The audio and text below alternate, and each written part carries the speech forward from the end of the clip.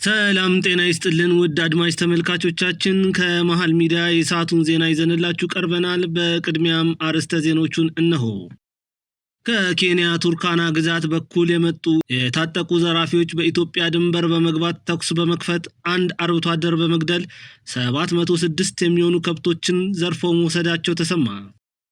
የደሞዝ ጭማሪ የልማት ድርጅቶችና የግል ሰራተኞችን እንዲያካትት እየተሰራ እንደሚገኝ የኢትዮጵያ ሰራተኞች ማህበራት ኮንፌዴሬሽን አስታወቀ። ባለ ጉዳዮች ባሉበት ሆኖ መገልገል የሚያስችላቸውን የዲጂታል አሰራር በተያዘው ወር በፌዴራል ጠቅላይ ፍርድ ቤት ሰበር ሰሚ ችሎት እንደሚጀመር ተገለጸ። ግብጽ 20 ሺህ ወታደሮችን ለማዋጣት ፈቃደኛ መሆኗ ተሰማ። ከውጭ ቬኔዙዌላ 2.5 ሚሊዮን ወታደሮችን በማሰባሰብ ከአሜሪካን ጋር ለሚደረግ ጦርነት መዘጋጀቷን አስታውቃለች። እስከ ዜናው ፍጻሜ ድረስ አብራችሁን ከቆያችሁ እነዚህንና ሌሎች ለዕለቱ የተመረጡ ዜናዎችን የምታዳምጡ ይሆናል። እስከዚያው ሚዲያችንን ሰብስክራይብ፣ ዜናውን ላይክ እና ሼር ማድረጎትን አይዘንጉ። እንግዲህ ካዛንችስ ኢንተርቪስትሮ ፊት ለፊት ነው ያለነው። እንግዲህ እንደ ኤክስፒሪየንስ ከዚህ በፊት እዚህ ሎኬሽን ላይ አስረክበናቸዋል። ሰዎች ካርታቸውን ወስደው መኖር ጀምረዋል። ይሄ ሁለተኛ ፕሮጀክታችን ሲሆን ይሄ ፕሮጀክታችን ያረፈው እንግዲህ 1200 ካሬ ላይ ነው። ትዊን ቢልዲንግ ነው የምንገነባው። ሁለቱም ህንጻዎች እስከ 7 ይገናኙና ከ7 በኋላ ይለያያሉ ማለት ነው። ለአፓርትመንቶቹ የሚሆን ሊፍት ለብቻ፣ ለኮሜርሻሉ የሚሆነው ሊፍት ለብቻ ይሆናል። ሌላው ሁለቱም ዊንጎች ላይ ሁለት ሊፍቶች ይኖሩናል። 1200 ካሬ ላይ ያረፈ ቴራስ ይኖረናል። እዚህኛው ሳይታችን ላይ ልክ እንደ ሌላ ጊዜው ለቢልዲንጉ ነዋሪዎች የሚሆን ጂም፣ ስፓ፣ ሳውና እንዲሁም ደግሞ ለህፃናት ፀጉር ቤት፣ ለአዋቂዎች ይኖረናል ማለት ነው። ቢልዲንጉ ቅድም ለመግለጽ እንደሞከርኩት ትዊን ቢልዲንግ ሲሆን ከ121 ካሬ ጀምሮ 2 ቤድሩም ቤት እየሸጥን ያለ ነው ማለት ነው። እንግዲህ የሚገኝበት ፕሮግረስ አሁን ቤዝመንት እየወጣን ያለ ነው። በዚህ ስቴጅ እንግዲህ አፓርትመንቶችን መግዛት ትርፍ ምን ያህል እንደሚያስገኝ ብዙዎቻችሁ ታውቁታላችሁ። ምክንያቱም አንደኛ ፕሮሞሽናል ፕራይስ ነው የሚሆነው የምንሰጣችሁ ፕራይስ፣ ሁለተኛ ደግሞ ሪሴል ቫልዩ ሪሴል ብታደርጉት አንደር ኮንስትራክሽን እያለ መሸጥ ብትፈልጉ እንደዚህ አይነት ኦፕሽኖችን ያስገኝላችኋል ማለት ነው። ሌላው ዝቅ ባለ አድቫንስ ለምሳሌ ከ20% አድቫንስ ጀምሮ ኮሌክት ስለምናደርግ ፔመንት ሞዳሊቲውም ምቹ ይሆናል። የደቡብ ኢትዮጵያ ክልል ርዕሰ መስተዳደር አቶ ጥላሁን ከበደን ጨምሮ ከፍተኛ የክልሉ አመራሮች እንዲሁም ከኬንያ ቱርካና ክልል አመራሮችና የፓርላማ አባላት በዳሰነች ወረዳ ውይይት እያደረጉ ባሉበት በዚህ ሰዓት ከኬንያ ቱርካና ግዛት በኩል የመጡ የታጠቁ ዘራፊዎች ተኩስ በመክፈት አንድ አርብቶ አደር በመግደል 706 የሚሆኑ ከብቶችን ዘርፎ መውሰዳቸውን የደቡብ ኦሞ ዞን ዳሰነች ወረዳ ነዋሪዎች ተናገሩ።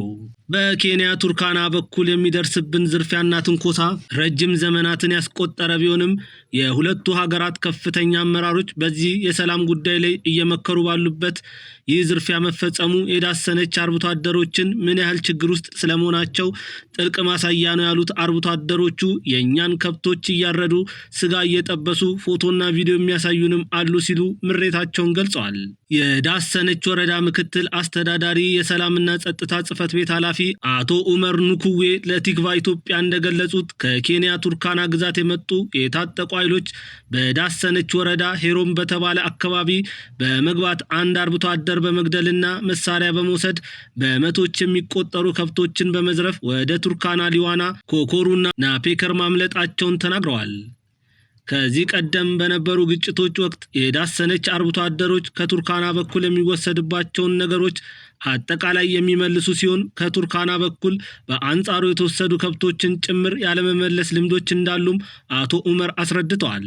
ቲክቫ ኢትዮጵያ ያነጋገራቸው የቱርካና ግዛት የጸጥታ ዘርፍ ኃላፊ ጆርጂ ኦሪና በሁለቱ ሀገራት አዋሳኝ አካባቢ በሚኖሩ የቱርካናና ዳሰነች ህዝቦች መካከል ከዚህ ቀደም የነበሩ አለመግባባቶችን የሚቀርፍ ዘላቂ ሰላምን ለማምጣት የሚያስችል ውይይት እያደረግን በነበረበት ይህ ነገር መሰማቱ አሳዝኖናል ብለው የተወሰዱ ከብቶችን የማፈላለግና የማስመለስ ስራ እንደሚሰሩም ተናግረዋል።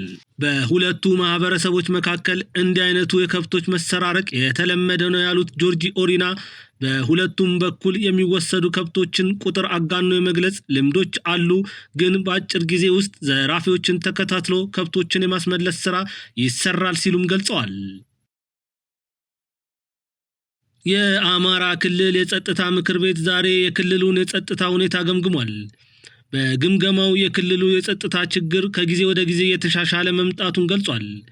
የአማራ ክልል ኮሙኒኬሽን ቢሮ ኃላፊ ዶክተር መንገሻ ፈንታው በሰጡት ማብራሪያ ምክር ቤቱ የክልሉን አጠቃላይ የጸጥታ ሁኔታ መገምገሙን ተናግሯል። የክልሉን የጸጥታ ሁኔታ ከባለፉት ጊዜያት በእጅጉ እየተሻሻለ ህዝቡም የሰላሙ ባለቤትና ተጠቃሚ የሆነ መምጣቱን ምክር ቤቱ ገምግሟል ብሏል። በጫካ የነበሩ ታጣቂዎችም የሰላም አማራጮችን እየተቀበሉና ስልጠና እየወሰዱ ወደ ማህበረሰቡ እየተቀላቀሉ መሆኑን ገልጸው የሰላም አማራጭን የተቀበሉ ታጣቂዎች ህዝባችን ሰላም ማግኘት አለበት፣ እስካሁን የበደለውን ህዝብ መካስ አለብን ብለው እየተመለሱ መሆናቸውንም አንስተዋል። እስካሁን ያጠፉትን ጥፋት ለመካስ ቃል መግባታቸውንም ገልጿል። የጸጥታ ምክር ቤቱ የሰላም አማራጭን የተቀበሉ ታጣቂዎችን መልሶ ለማቋቋም እየተሰራ ያለው ስራ መገምገሙንም ተናግረው ታጣቂዎችን መልሶ ለማቋቋም እየተደረገ ያለው ስራ ተጠናክሮ እንደሚቀጥልም ምክር ቤቱ አመላክቷል ነው ያሉት። በክልሉ ያለው አንጻራዊ ሰላም ወደ ተሟላ ሰላም ለማሸጋገር በቀጣይ በትኩረት መስራት እንደሚገባ አቅጣጫ መቀመጡንም ገልጸዋል። የጸጥታ ምክር ቤቱ የትምህርትና የልማት ስራዎችንም መገምገሙን አንስተዋል። የትምህርትና የልማት ስራዎችንም ተጠናክረው እንዲቀጥሉ በልዩ ትኩረት እንደሚሰራ መነሳቱንም አብራርተዋል። የክልሉ የጸጥታ ምክር ቤት የክልሉን የጸጥታ ሁኔታ በቀጣይነት እየገመገመ ክልሉ ወደ ተሟላ ሰላም እንዲመለስ እንደሚሰራ አንስተዋል። ምክር ቤቱ ክልሉን ወደ ተሟላ ሰላም ለማምጣት ሁሉን አቀፍ ስራ እየሰራ መሆኑንም አስገንዝበዋል።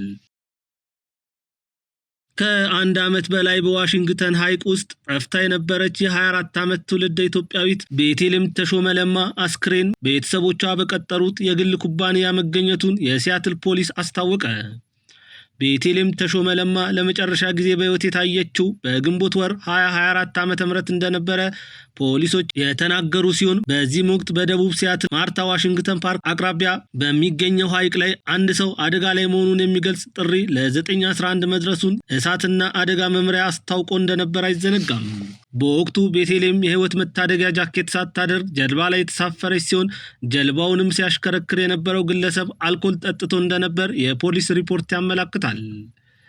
በሰኔ ወር የቤቴልሔም ቤተሰቦች በተጠርጣሪው ላይ የፍትሐ ብሔር ክስ መመስረታቸው የሚታወስ ሲሆን ክሱም ግለሰቡ ለቤቴልሔም የመታደጊያ ጃኬት እንዳልሰጣትና ጀልባውን በአደገኛ ሁኔታ በማሽከርከር ቤቴልሔም ወደ ቀዝቃዛ ውሃ እንድትወድቅ አድርጓል የሚል ነበር። ባለፈው ቅዳሜ የቤቴልሔም ቤተሰቦች የቀጠረው የግል ኩባንያ የሶናር ቴክኖሎጂን በመጠቀም አስክሬኑን በሐይቁ ግርጌ ላይ ማግኘታቸውን ተከትሎ የሲያትል ወደብ ፓትሮል አስክሬኑን ለማውጣት ወደ ዋሽንግተን ሐይቅ ማምራቱ ይታወቃል።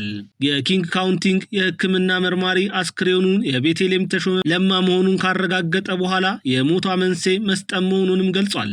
የቤቴልሔም አስክሬን መገኘት ለቤተሰቦቿ ለአንድ ዓመት የቆየውን አሳዛኝ የፍለጋ ምዕራፍ የዘጋ ሲሆን ለፍትህ የሚያደርጉትን ትግል ግን ወደ አዲስ ምዕራፍ እንዲሻገር አድርጓል ተብሏል። በዛሬው ዕለት በአማራ ክልል በተደረጉ ሰልፎች ላይ የጎንደር ከተማ ተቀዳሚ ምክትል ከንቲባ የሆኑት ከንቲባ ቻላቸው ዳኛው የኢትዮጵያ መንግስት ወደ ስልጣን ሲመጣ ከተረጋጋ ስልጣንና የህዳሴ ግድብን ማቋረጥ ምርጫ ቢሰጠውም የሀገሪቱን ጥቅም አሳልፌ አልሰጥም በማለቱ ምክንያት በተለያዩ የሀገር ውስጥ ባንዳዎች እንዳይረጋጋ እየተደረገ ቢገኝም ባንዳዎችንም ባዳዎችንም ማሸነፍ ችለናል ሲሉ ተናገሩ። በዚህ ጉዳይ ላይ የደረሰን ማስረጃ አለ፣ እሱን ተከታትለን እንመለሳለን። አሸንፈን አፍሪካን አኩርተናል። አሸንፈን ዓለምን አስደምመናል። አሸንፈን ጠላትና ባንዳዎቻችን አንገት አስደፍተናል። በዚህ አጋጣሚ ከተረጋጋ ስልጣንና የህዳሴን ግድብ ከማቋረጥ ምርጫ የቀረበለት የለውጡ መንግስት በኢትዮጵያ ጥቅም አልደራደርም ብሎ በመጽናት በፈተና ተፈትኖ በጦርነት እንዳይረጋጋ ተደርጎ በየስርቻው የተደራጁ ቅጥረኛ ማጽያን እረፍት እያጣ የህዳሴን ለመጨረስ በቅተናል። በህዳሴ ጉዞ ውስጥ በዚህ ሁኔታ ውስጥ ይህ ይሰራል ያስባሉ ግዙፍ ፕሮጀክቶቻችን ጭምር በአጭር ጊዜ አጠናቀናል። በመሆኑም መሪ መንግስታችንን በተለይም ጠቅላይ ሚኒስትር ዶክተር አብይ አህመድ ጊዮንን የሚሸኙት ሳይሆን አብረው የሚባጁት አብረው የሚኖሩት እንዲሆን ስላደረጉት በከተማዬ ህዝብና በራሴ ስም ላመሰግን እወዳለሁ። ትናንት ይህን ግድብ ስንጀምር እንቅፋት ለመሆን የሞከሩና ከጠላት ጎን የቆሙ ነበሩ። እነሱ ዛሬ አይችልም ያሉትን ችለናል። ፈተናዎችን ድል አድርገን ዓለም እየሰማ እያስመረቅ እንገኛለን። ዛሬም ብዙ ህዳሴዎችን እየሰራን ነው። ብዙ ህዳሴዎችን ደግሞ ለመስራት አቅደናል። ይሁን እንጂ እንቅፋት መሆንን ጉዳይ ያደረጉ ኃይሎች ሌላ የቆጭት ታሪክ እየደገሙ ነው። ዛሬ በዚህ ታሪካዊ ቀን በከተማችን ህዝብ ፊት መግለጽ የምፈልገው ኢትዮጵያን የሚጎዳ ሐሳብ ያነሱ በየዘመናቱ ተነስተው አልፈዋል። ዛሬ ምንም ታሪክ የላቸውም። ካላቸውም ያ ታሪክ የክህደት ታሪክ ነው። ሀገር የሚሰሩና ለኢትዮጵያ የሚቆሙ ሰዎች ግን እንደ ፋሲል ግንብ ቆሞ ትውልድ ከሚኮራበት አሻራ ስማቸው ሲነሳ ይኖራል። የነገ የሀገራችን ታሪክ ለመቀየር እየሰራን ነው። እናም የተባበሩ ችግርን ይሻገራሉ። በአንድነት የጸኑ ህልማቸውን እውን ያደርጋሉ። ህብረታቸውን ያጠናከሩ ከፍ ብለው ይኖራሉ። በጦርነት በብጥብጥና በአመጽ ሀገር ተሰርቶ አያውቅም። ሀገር የተጀመረን ልማት በመጨረስ አዲስ ሐሳብ አፍልቆ በማልማት ኢትዮጵያን ለመቀየር በመወጠን የምትሰራ ናት። ስለ ኢትዮጵያና ሰላም ስለሚፈልገው የኢትዮጵያ ህዝብ ስንል ዛሬም ለሰላም እጃችን እንዘረጋለን። ህብረታችን ለሰላማችን መጠበቅ የእያንዳንዳችን ኃላፊነት መሆኑ ግድ ይላል።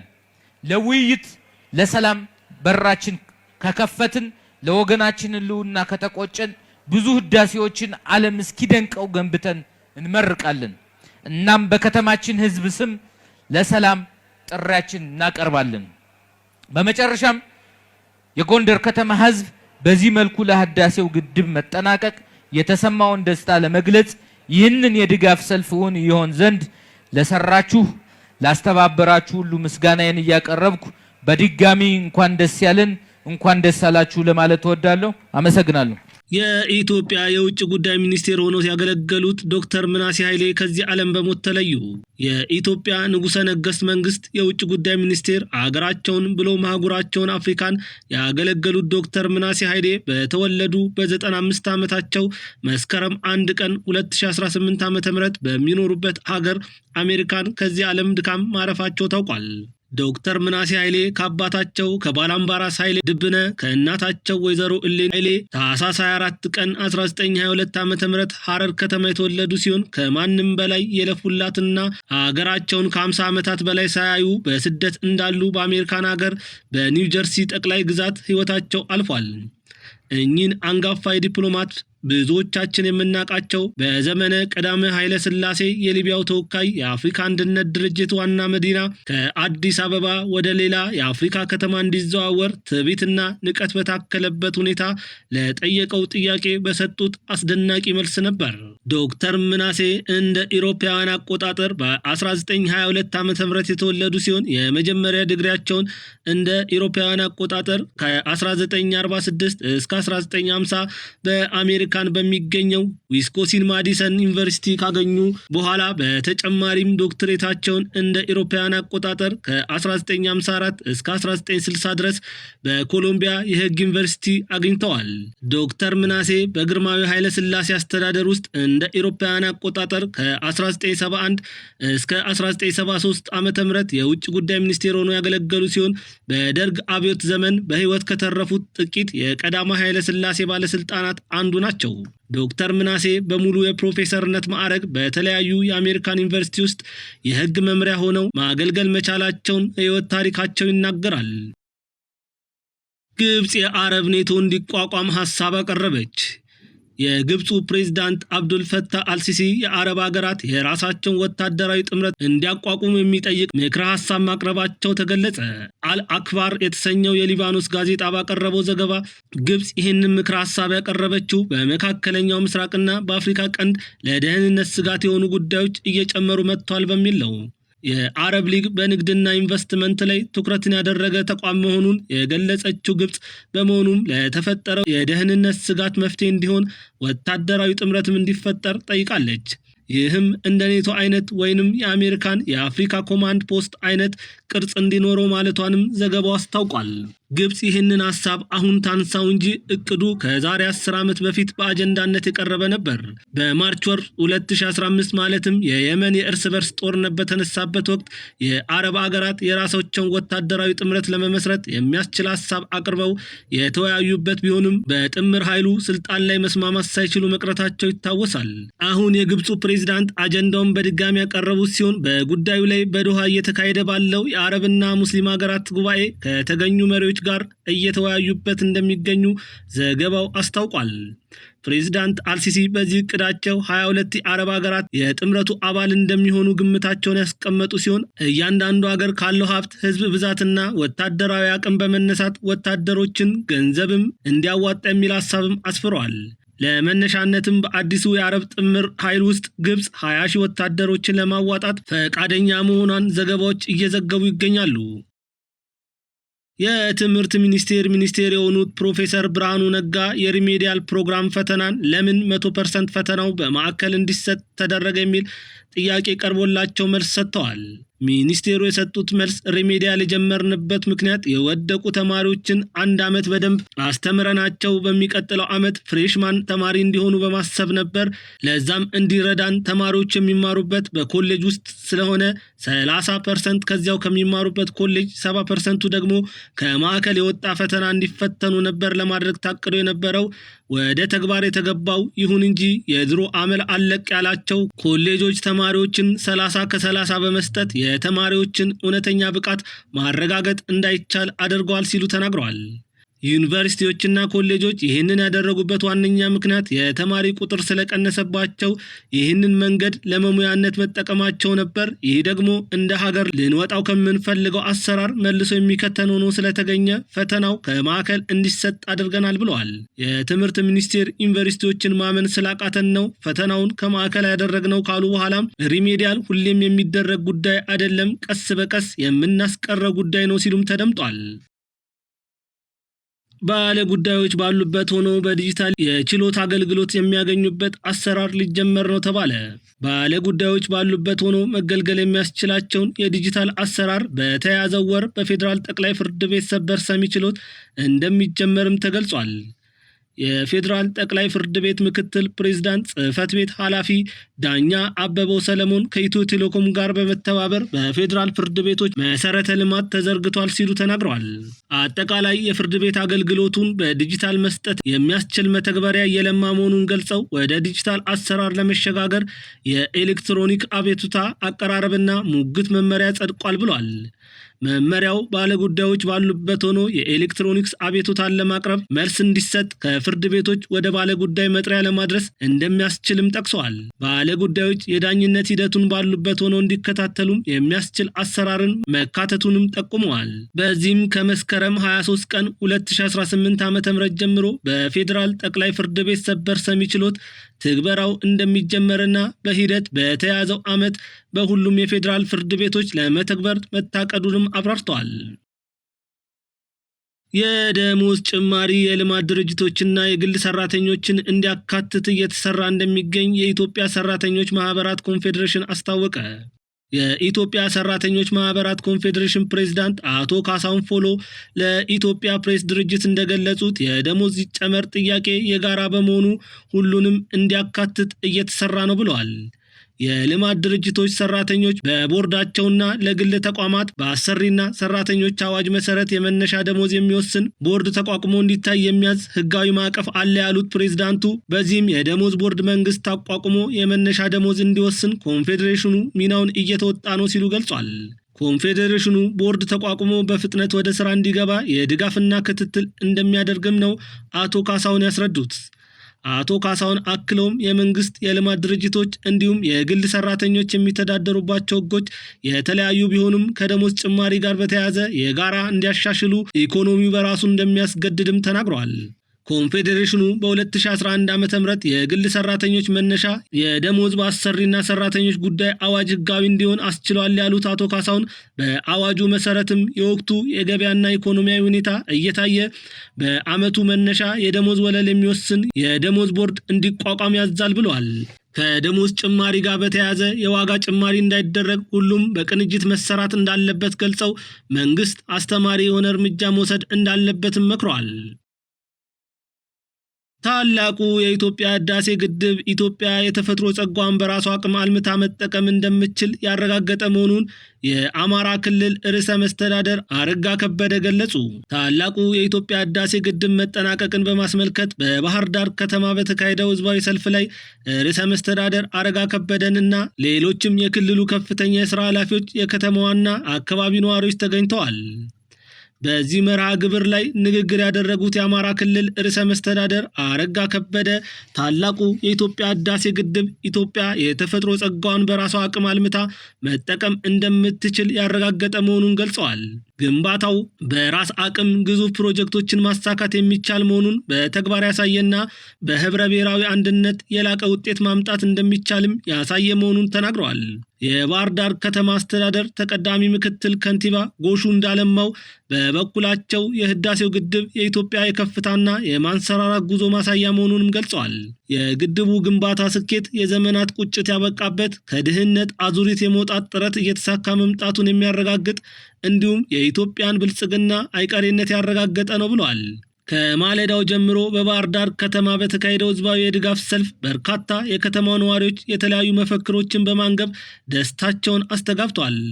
በመፈክሮቻቸውም የህዳሴው ግድብ የኢትዮጵያ ማንሰራራት ምልክት ነው፣ የብልጽግናችን አሻራ የሚጨበጥ ብርሃን ያየንበት ነው፣ በራስ አቅም የተገነባ የሀገር ሀብትና የአፍሪካ ኩራት መሆኑን የሚያሳዩ ጽሑፎች ተነበዋል። የአባይ ዘመን ትውልድ አኩሪ ገድል፣ የህብረ ብሔራዊ አንድነታችን መሰረት እንዲሁም የማንሰራራት ጅማሮ የሚሉም እንዲሁ በመፈክር ላይ የታዩ ጽሑፎች ናቸው። ታላቁ የኢትዮጵያ ህዳሴ ግድብ ግንባታ መጠናቀቅን አስመልክቶ በአማራ ክልል በጎንደር፣ ደሴና ደብረ ማርቆስ፣ ሰሜን ሸዋ እንዲሁም ደብረ ብርሃን ከተሞች ከፍተኛ ቁጥር ያለው ሰው ለድጋፍ መውጣታቸውም ታውቋል።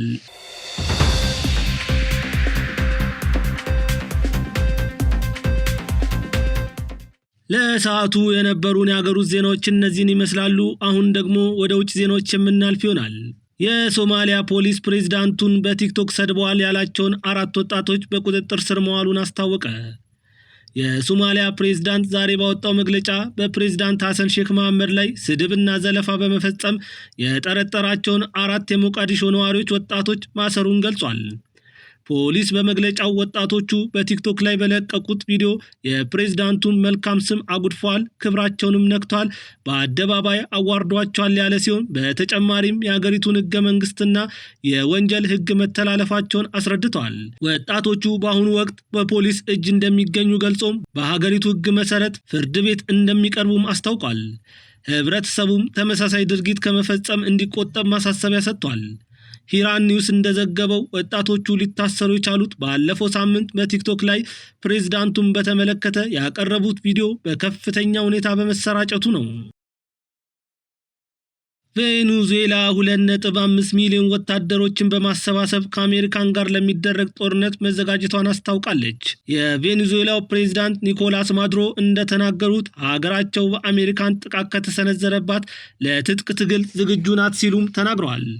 በአሁኑ ወቅት ቬኔዙዌላ የበለጠ ሀገራዊ ኃይልና አንድነት አላት፣ ነፃነቷን ለማስጠበቅ ሰላም ለማረጋገጥ ዝግጁ ናት ሲሉም ተደምጧል። ቬኔዙዌላን ለመከላከል 2.5 ሚሊዮን ወታደራዊ አባላትና ሚሊሻዎች መሰማራታቸውን በመግለጽ የሀገራቸውን ሚሊሻዎች ይበልጥ እያሰባሰቡ መሆኑንም አስታውቋል። ባለፈው ወር 4.5 ሚሊዮን የሚሊሻ አባላትን እንደሚያሰማሩ ያስታወቁት ፕሬዝዳንቱ በአሜሪካን ለሚሰነዘረው ወታደራዊ ዛቻ ምላሽ ለመስጠት ዝግጁ መሆናቸውንም ገልጿል። አሜሪካን ወረራ ለመፈጸምና ወታደራዊ ግጭት ለመቀስቀስ እየሞከረች መሆኑን ተናግረዋል። አሜሪካን ወረራ ለመፈጸም የአደንዛዥ እጽና የአደንዛዥ እጽ ዝውውርን በምክንያትነት እያነሳች ቢሆንም ፍላጎቷ የስርዓት ለውጥ በማድረግ የሀገሪቱን ሀብት መንጠቅና የነዳጅ ክምችት መቆጣጠር ነው ብሏል። የአሜሪካን ተግባር የካሪቢያን ውቅያኖስና ቀጠናን ወደ ከፍተኛ ውጥረትና ጦርነት እንደሚያመራም አስጠንቅቋል። የአሜሪካን ዓላማ ቬኔዙዌላን ማተራመስና የሀገራችንን ዘይት፣ ጋዝ፣ ብረትና ወርቅ ለመያዝና ለመስረቅ የሚደረግ ወታደራዊ ዘመቻ መሆኑን መላው ዓለም መገንዘብ ይኖርበታል ብለዋል። እንደ አውሮፓውያን አቆጣጠር ከ2019 ጀምሮ መደበኛ ዲፕሎማሲያዊ ግንኙነት በሌላቸው በሁለቱ ሀገራት መካከል ያለው ውጥረት እየጨመረ የመጣ ሲሆን አሜሪካን የቬኔዙዌላ ፕሬዝዳንት ያሉበትን ለጠቆመ $50 ሚሊዮን ሽልማት እንደምትሰጥም አስታውቃለች።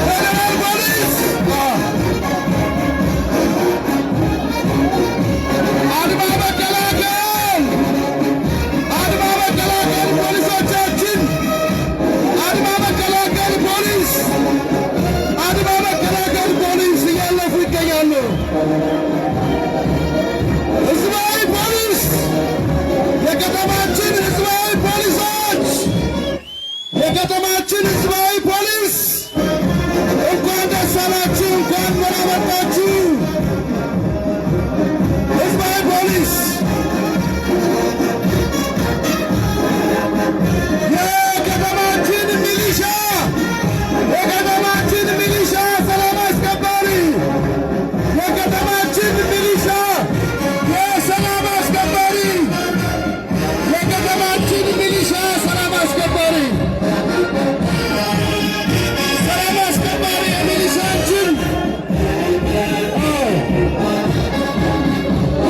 የከተማችን ሚሊሻ ትኖራለች። መከላከያችን የኢትዮጵያ ቀስቅሶ ለሰዓቱ የነበሩን ዜናዎች እነዚህን ይመስላሉ። ከዜናዎቹ ጋር ቢኒያም ከድር ነበርኩኝ።